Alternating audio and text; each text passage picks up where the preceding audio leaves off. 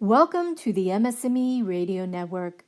The broadcast shows are for informational and entertainment purposes only. They are not designed to provide listeners with specific personal, medical, or counseling advice. Individuals with a medical issue should always consult their healthcare provider. MS&Me is not responsible for content of individual shows. The views expressed by show hosts or their guests are their own. Enjoy the show.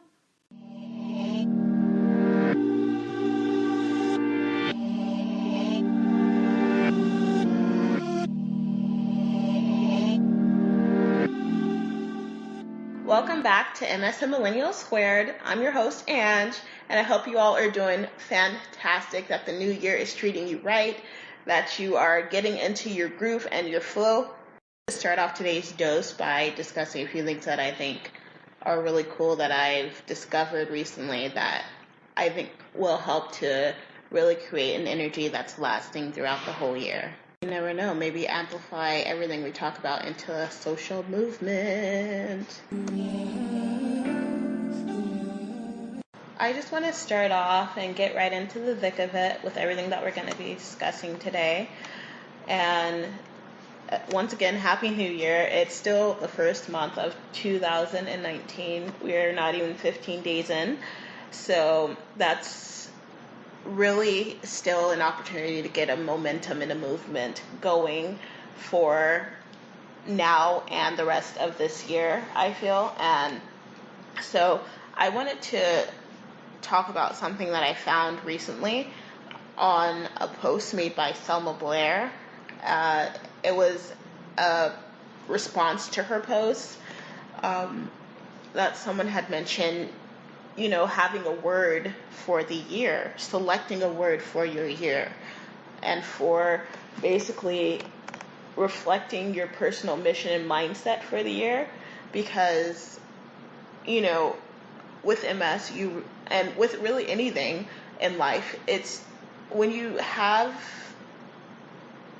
consistency, a routine, a regimen, it really helps to clear away a lot of stress, a lot of anxiety and angst.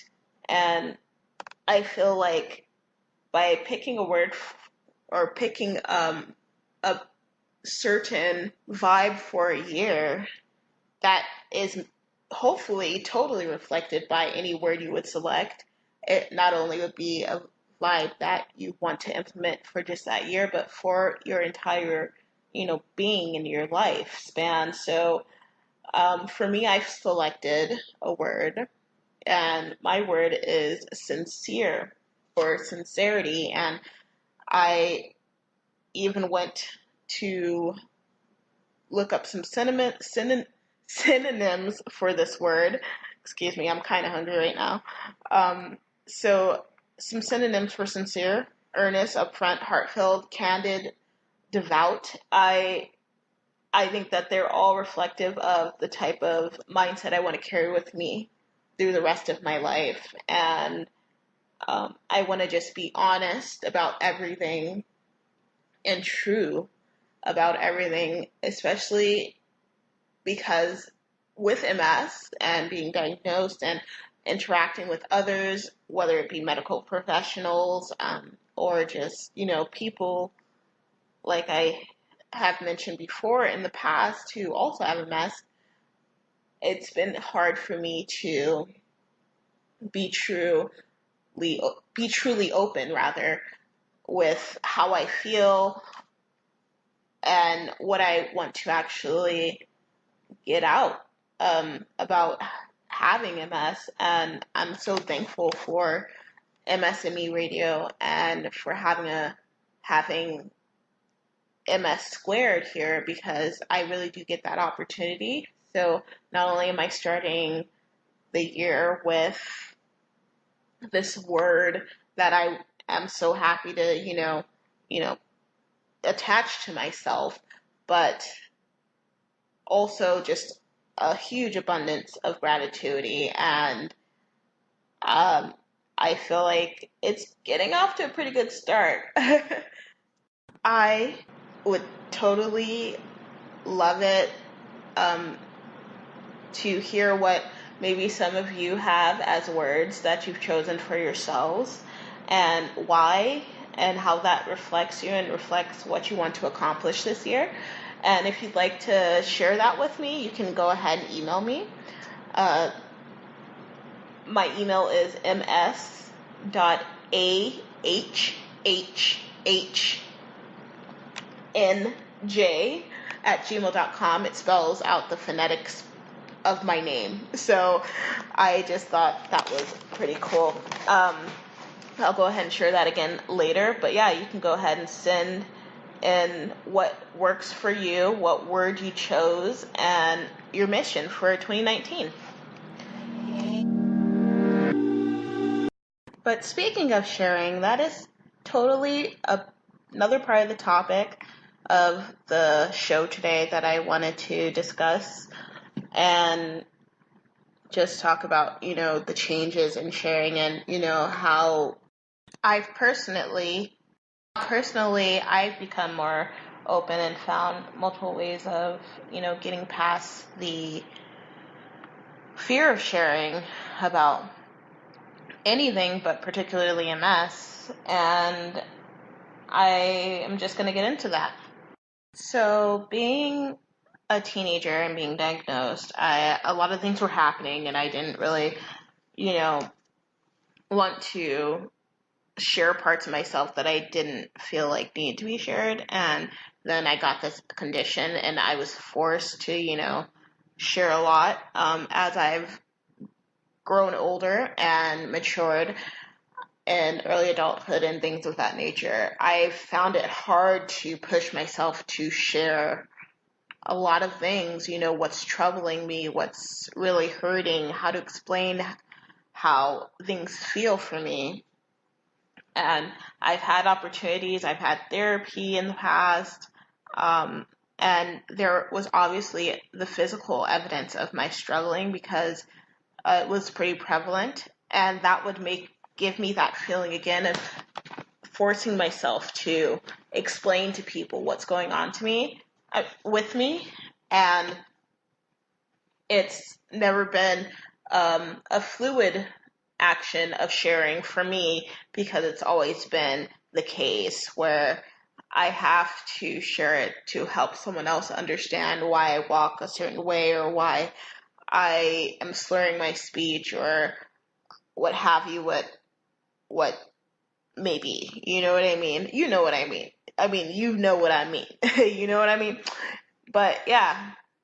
And what I dealt with in the earlier years has changed so gradually in terms of the sharing, in large part because of social media.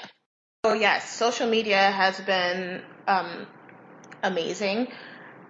And it's funny because I didn't really join into actual MS-centered groups until this past year. I follow a lot of groups that have to do with, long-term conditions and things like that, but nothing that's specifically focused on MS, because I don't know why, really. I think it's probably because of, being so involved heavily in my early years that I just have had an blockage to it, because of the way that I was exposed initially to a community surrounding MS. And it was definitely impactful because I was just, 8, 9, 10 years old, and having to retain all this information and not really give myself time to be able to analyze that and be able to exercise it sufficiently. But yeah, thank goodness for social media. I definitely am so happy that I joined many of the groups on social media that I have joined, such as MS MS&Me Radio and the ladies group for MS&Me Radio, which are amazing. And it's incredible to see, brothers and sisters of the MS community share things that I myself have experienced, but haven't been able to talk about. And really realize that, I'm not tripping. I wasn't tripping. It wasn't crazy. It is probably due to this condition because there are so many, symptoms for the different types of MS that it's kind of mind-blowing. It's mind-blowing and mind-boggling at the same time. But I see these other brothers and sisters with MS sharing these posts, and it's a lot of time it's really endearing.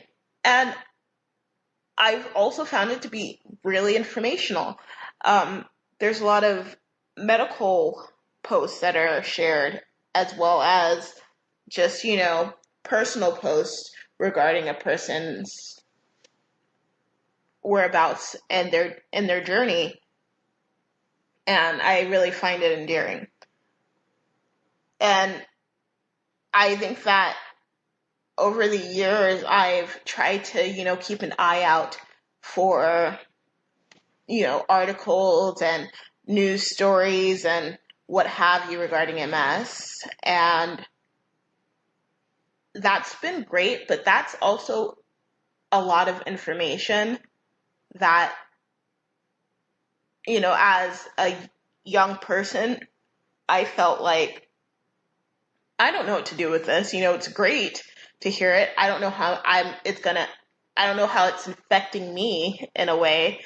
I really felt isolated in that. So now being closer to 30, it's nice to have that community, but also I love how we can bounce off of each other, different things that we find, and how it's affected us, and how, but also in that same instance, I can see how that can be like, kind of detrimental in ways. You don't want to, everybody's journey is so individualized, you can't really base it on someone else's, but it's good to know, the pros and cons of situations. And so that's something that I've also, with social media, have had to practice and embody, even if it's been just political posts, like learning what's real and what's not, what's, a fabricated news story. It's like the same type of je ne sais quoi. You have to go into reading all these posts about anything dealing with MS and medical advancements and things like that. I don't have a close relationship with my current neurologist. I have not even met my current neurologist, which is really bad. I know. Please don't ding me. I'm working on it. I had a pediatric neurologist for a large portion of this journey so far, and I'm learning how to open myself up to gaining or receiving services from someone who's obviously just trying to help me and not letting my insecurities get the best of me. But I definitely find things on MS online, articles, and I wish I had a better relationship with my neurologist to be able to, discuss these things and these finds. I think that is a great thing to do for your own benefit, for being your own self-advocate. I think that that's so important. And And that's not just in regards to dealing with your MS, it's in regards to everything in your life. Because, you know, you came into this world by yourself, and that's how you're going to leave it, you know? And that is something that has been drilled into me since I was a young girl. And so it's hard when, like, that is one side of the spectrum, and then the other side is like, ooh, but I'm not really trustworthy. Like, I'm not really trusting in people. And that's really hard. I need to let my defenses and my guards down. So I'm learning to balance. And that probably should be another word that I take into 2019. But it's a word that I've been trying to take into every year, honestly. But it just hasn't always been so great, or maybe just in the moment it hasn't been great, but looking back on it, I feel like my life is pretty balanced. Anyway, sidetracked much. So yeah, I also had pretty disheartening experience where I did try to join an MS group lately. One thing I've noticed, a lot of the MS hubs and treatment centers are based, overseas from the US, in the UK, and in places like Brazil. For a particular group I tried to join on Facebook, I hadn't realized it was based in the UK, and I was not allowed to join in because because of whatever reason, and that was really frustrating to me. The group leader even at a point said, we have to make sure you have this disease. And it's like, who would joke about this? Who would fictitiously report about having this disease? Nobody wants this disease. Like, nobody wants disease, period. But that was a little disheartening. But, even though that gave me a little bit of reservation, a little bit of anxiety, I was proud that I did it. I was proud that I stepped out and reached out and kind of didn't step down, but was able to let it go. I am a part of the group of folks that are involved closely with MS, whether they're patients or close to patients. And I felt like this particular group I didn't need to be a part of it to vindicate myself in that. It's something I deal with every day, so I pretty much just let it go. And I want you to know, like, don't get discouraged by the no's, of course, that you'll receive, or the folks that may make you go the extra mile or feel like you have to go the extra mile to prove to them that you are, in fact, of illness, that you have MS, that just because what they see is not what they expect to see in someone who has illness or whatever, that it's not up to them to decide whether you have one or not. You know what I mean? Like, that's no, that's not happening. So, that is, yes, I feel like being a part of, or attempting to be a part of, even groups on social media that do deal with MS have really helped me to expand my own openness. And it's part of why I'm doing the show now. And like I said, it can be a blessing and a curse for the articles that come up. But, knowledge is power. I think that Schoolhouse Rock taught a lot of people that growing up. It definitely taught me that growing up.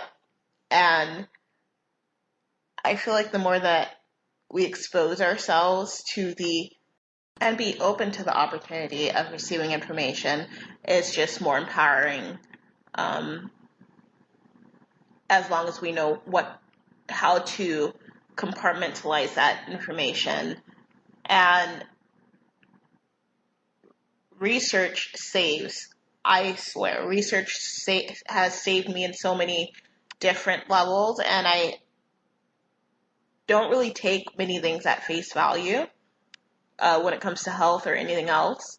And I definitely recommend that if you don't already research the heck out of everything, to do exactly that and research everything that maybe confuses you, and reach out to professionals like your neurologist, and because they don't want it, they don't have any malice that they want to cause to you. They're just there to literally do their job. Sometimes that can be hard. Like, I've heard of misdiagnoses that people have received, and that's just, other than being super unfortunate, and more so than not a waste of time, it's still a step in the right direction of understanding what is wrong or what is going on with you. But outside of the medical implication or implementation of that, having community is so important. Having community support is important, and I feel that now more than ever. And I feel like I've witnessed it, like through seeing my mother go through her trials with MS, that like I wish she had had more support from her friends, from her loved ones, from all that, who were open enough to become more interested about the illness, to, aid, to work with her, as opposed to, shunning her in a way. So, yeah. So social media saves, hashtag social media saves, in terms of, community. And I'm really grateful for that. Definitely, definitely, definitely. And so that is basically the gist of today's episode. It's, not only to get your year started and